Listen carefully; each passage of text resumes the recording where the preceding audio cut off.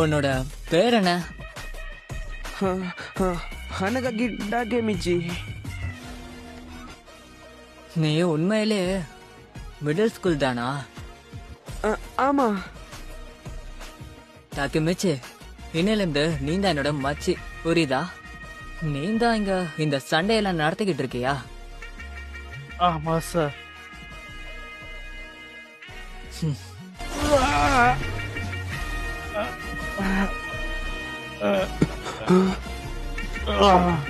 நீ என்னடா நினைச்சுக்கிட்டு இருக்க?